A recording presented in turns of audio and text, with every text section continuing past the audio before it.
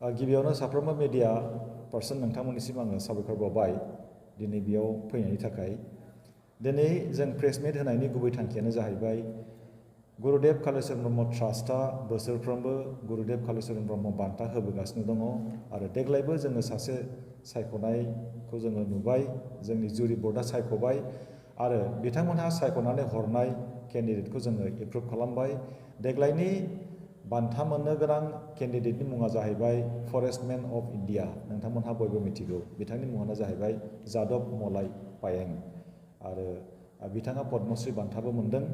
दा बिथाङा समाजनि थाखाय मोजां खामानि मावदों। दिनै बिथाङा सासे इन्टारनेसनेल फिगार, बयबो मिथिगौ आरो बिथांखौदि जोङो मोननो हादों सासे बान्था मोनगिरि हिसाबै, बे जोंनि खाफाल मोजांनि बाथ्रा आरो बिथांनि जि मावनाय, बिथांनि जि सिन्ताधारा, बेखौबो समाजा मिथिनांगोन। थांनाय बोसोरफ्राव जोङो गुरुदेव कालिचरण ब्रह्म बान्थाखौ कनफाइनमेन्ट मोनसे सिमायाव जोङो दोन्दोंमोन, नाथाय देग्लायनिफ्राय जोंनि साननाया फैबाय जे बेखौ जोङो इन्टारनेसनेल लेभेलाव लांनांगौ आरो फैगौ समफ्राव इन्टारनेसनेल जायगायाव थांनानै बे एवार्डखौ जों जाहाथे होनो हायो। आङो बिटिआरनि मानगोनां CEM बिथां प्रमद बर' सारखौ आं साबायखर होगोन। बे हाबाफारिखौ खुंनो थाखाय थांनाय बोसोरनिफ्राय बिथाङा बोसोराव 10 लाख थाखा होबोदों आरो देग्लायबो होबाय। दा बिनि थाखायनो आं साबायखर बावगोन। बे हाबाफारिखौ जोङो दिल्लीयाव खुंगोन 18 एप्रिल गुरुदेवनि 164थि जोनोम सानाव आरो बै हाबाफारियाव भारतनि मानगोनां minister of tribal affairs Shri Arjun Munda बिथाङा चिफ गेस्ट हिसाबै थागोन आरो कनसेन्ट होखाबाय। लोगोसे जोङो जोंनि बिटिआरनि मानगोनां CEM बिथां प्रमद बर' सारखौ जोङो हांख्रायदों।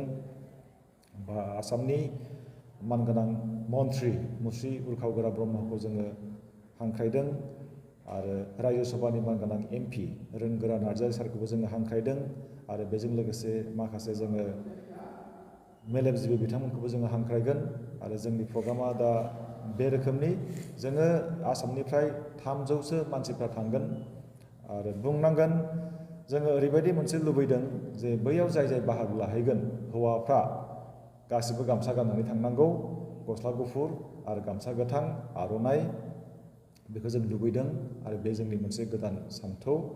आरो आइजोफ्राबो जाय जेरै हागौ एरै गाब गोनां दख'ना जाय बिथांमोनहा जायखिजाया फोथाराव एक्सेलेन्ट खामानि मावदों बिथांमोननो होनाय जायो। बे गाइडलाइनखौ जोङो ट्रास्टआ जुरि बर्डनो जों गथायदों आरो जुरि बर्डआ खुनु कन्ट्रभार्सियेल गैयालासेनो गाइडलाइन मथे सासे डिजार्भिं केन्डिडेट बिथांमोनहा सायख'दों। बेयाव जोंहा गोजोननाय दङ आरो जादब मलाय पायें बायदिखौ जोङो सासे बिजाथि महरै मोन्दों बान्था। बे बान्थाखौ होनायनि गुबै थांखियानो जाहैबाय गुरुदेवनि फिल'सफिया थांनानै थानांगौ। गुरुदेव कालिचरण ब्रह्मखौ जोङो गुरु होननानैल', ब्रह्म धर्मनिल' फोसावगिरि होननानैल' जों थायोब्ला बे गोरोन्थि जागोन। गुरुदेव कालिचरण ब्रह्मआ मोनफ्रोमबो बिथिङाव खामानि मावदों। दिनै मानसिफ्रा मिथिनो हमबाय आरो मिथिनांगोन जे गुरुदेव बायदि जोंनो सासे आरोबाव नांबावगौ जोंनि समाजाव, जाय मानसियानाखि गुबुन धोरोमनि मानसिखौ मुगैया, गुबुन हारिनि मानसिखौ मुगैया, गुबुन हारिमुनि मानसिखौ मुगैया, बयखौबो खौसे खालामनानै समाजाव मोजां रोखोमनि मोनसे थासारि आरो जौगाथाय लाबोनायनि थांखिजों जांख्रिथाय जाय दैदेनगिरिया लाबोनो हायो, बैबायदि दैदेनगिरिखौ जोङो नांगौ। दा बेखायनो जोङो उननि समफ्राव आरो सानदों गुरुदेव कालिचरण ब्रह्म बान्थाखौ जोङो इन्टारनेसनेल लेभेलाव जों लांगोन। बे